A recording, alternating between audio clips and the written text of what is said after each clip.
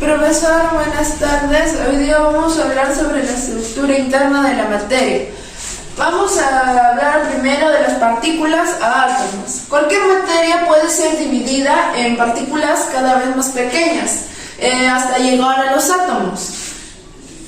Por ejemplo, al moler o pulverizar los cristales de azúcar se convierten en un polvo blanco. El polvo fino de azúcar, cuando lo disolvemos en el agua, se continúa dividiendo en cada partículas cada vez más pequeñas que no se pueden ver en un microscopio, y estas se les llama moléculas, así como lo vemos en esta imagen, que primero echamos el azúcar y luego cuando lo disolvemos se va a convertir en moléculas. Las moléculas están formadas por átomos unidos entre sí y también por enlaces químicos. Una molécula de agua contiene dos elementos, que son un átomo de oxígeno y dos átomos de hidrógeno, que se les conoce como el CO2, enlazados covalentemente, como lo apreciamos en la imagen. Ahora vamos a hablar sobre el átomo, que es el átomo es la porción más pequeña de la materia que se obtiene mediante procedimientos químicos, que está formado por el núcleo y la corteza atómica. En el núcleo está dividido en dos, que son las partículas subatómicas, los protones y los neutrones. En los protones tienen una carga eléctrica positiva, mientras que los neutrones no poseen una carga eléctrica. Y en la corteza atómica están las partículas subatómicas, que son los electrones y que poseen una carga eléctrica negativa. Aquí encontramos a un átomo que está dividido en el núcleo y la corteza atómica. El núcleo se encuentra en el medio, y aquí encontramos las partículas subatómicas, que son el protón, que posee una carga eléctrica positiva, y en el neutrón no posee una carga eléctrica. Y en la corteza atómica es lo que está alrededor del núcleo. Y aquí encontramos a las partículas subatómicas, que son el electrón, que poseen una carga eléctrica negativa. Ahora vamos a hablar sobre los modelos atómicos. Durante los últimos siglos, diversas investigaciones y descubrimientos científicos diseñaron cada vez mejores modelos para descubrir la estructura de los átomos. En la existencia de los átomos se dio en el siglo IV y V a.C., y los filósofos griegos fueron Leucippio y Demócrito.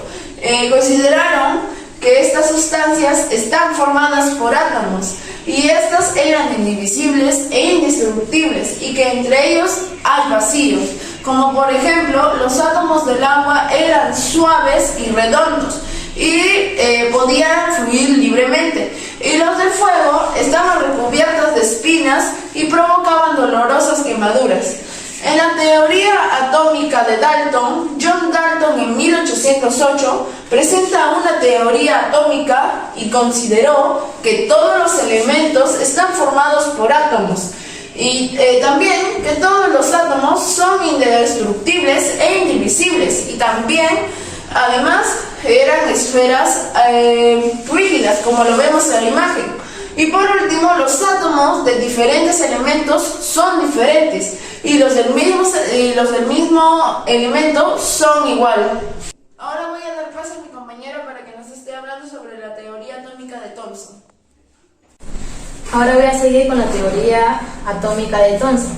Joseph Thomson, en el año 1897, enunció la teoría atómica, el cual descubrió partículas con cargas eléctricas negativas y las llamó electrones, y se encontraban incrustadas en los átomos como pasas en un budín, como vemos en la imagen.